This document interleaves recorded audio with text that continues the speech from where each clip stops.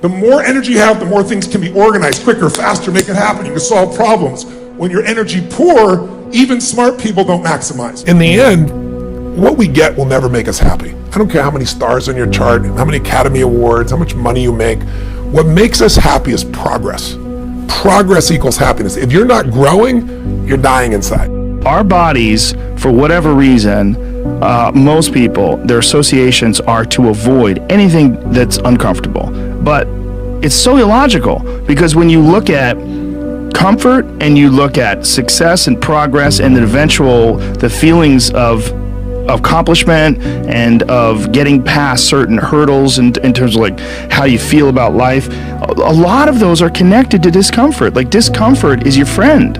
It really is. Like, discomfort and not being happy and content with certain situations in life or certain feelings in life, they're massive motivators, and they're amazing at facilitating change. And yet our instinct is to avoid those and just sit on the couch and watch some reality show about dudes who make moonshine with our jaw open, like, ooh. It's bizarre.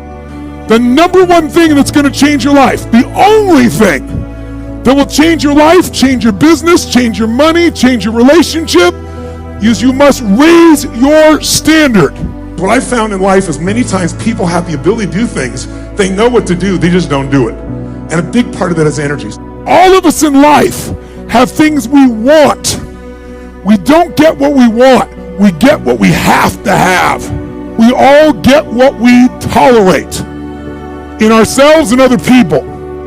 But when you're no longer willing to tolerate something, that's when your life changes. I would say to you, where the energy comes from is psychology.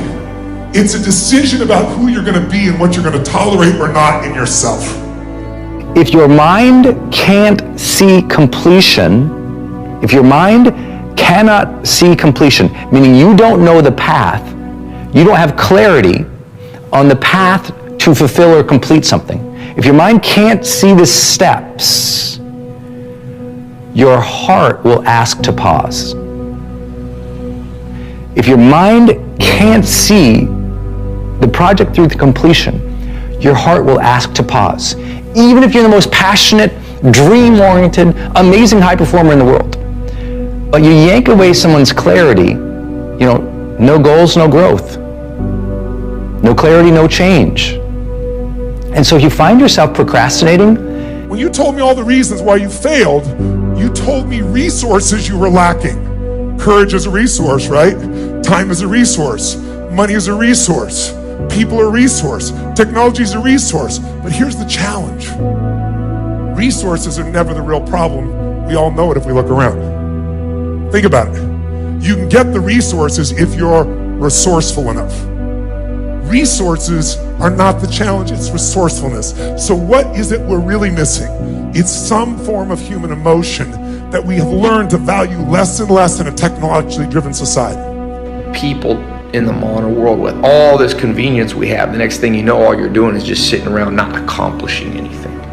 Go out, conquer the world, conquer your fears, think big.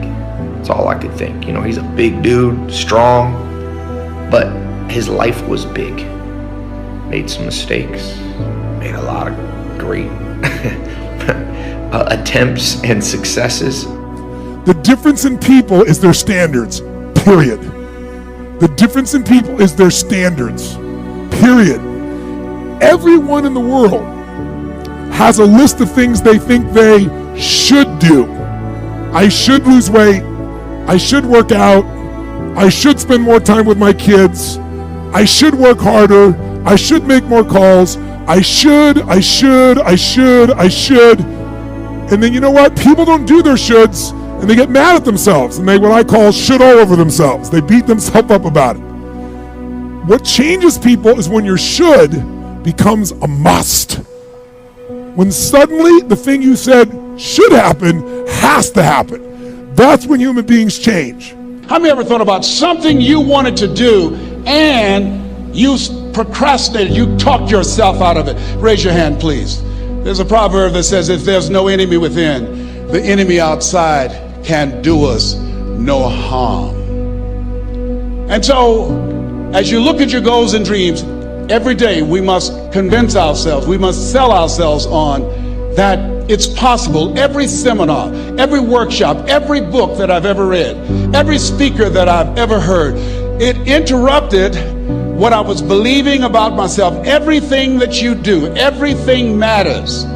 As you go through each day, I know now as I look back at age 63, looking at my life, everything matters. T. Harv is right. How you do anything is how you do everything. And I realized that the choices I was making was based upon how I saw myself. See, if you're creative enough, can you get the answer, yes or no? And creativity is a resource. If you're committed enough, can you get the capital, yes or no? If you care deeply enough for other people, will you get people to help you, yes or no? Are the answers there if you're resourceful enough, yes or no? And in fact, whenever you see people in business that fail, they'll always tell you they were missing resources when they really just weren't resourceful enough. This man is incredibly resourceful.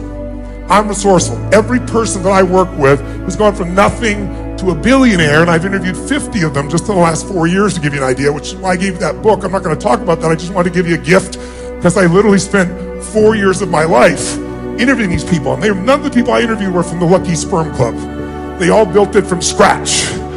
They did it by doing one simple thing you got to do in business, which is finding a way to do more for others than who? Than you, yourself, but more than anyone else in the industry. You got to find a way to add more what? And when I did these interviews, one of the things that came across when I was doing this is these people just took no excuses. They knew they could get the resources if they were resourceful enough. So what are the ultimate resources? Creativity, joy, love, determination, flexibility. With those things, there's nothing we can't get. Who agrees with me on this? Say aye. It's necessary as you look at your goals and your dreams, it's necessary that you have a strategy and a game plan to change the story that you believe about yourself. And that's an ongoing process. I've discovered, and many people have, that what we do, what we accomplish, what we produce is a result of the story we believe about ourselves. My favorite book says, be ye not conformed to this world, be ye transformed by the renewing of your mind. And so as I began to work on myself, I realized that I'm getting out of one story and stepping into another story. As I become aware of some things, there's still some things I'm not aware of. So I'm still growing, I'm still developing. I'm like the lady who said, Lord, I ain't what I want to be, ain't what I'm going to be, but thank God I sure ain't what I was. But I realize that you have to work on yourself on a regular basis, and write this down, for mental mindset.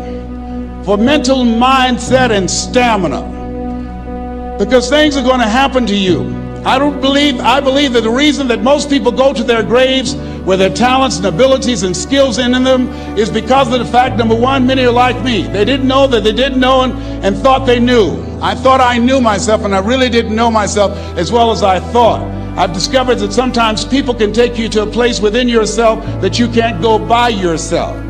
The other reason is I was afraid. I never worked for a major corporation. I wanted to speak for corporations. I was afraid I would be exposed because I don't have a college education. I felt inferior because of the fact that I don't have a college education. I allowed that level of fear of failure to stop me. And because I never had any experience in it, I assumed that I could not do it. I was paralyzing myself by believing and assuming the limited part of myself as opposed to believing that I had something special. You have something special. There's something you want to do. Because you don't know how to do it doesn't mean that you can't learn. I like something that I heard. You don't have to be great to get started, but you have to get started to be great. Repeat after me, please. Leap and grow your wings on the way down.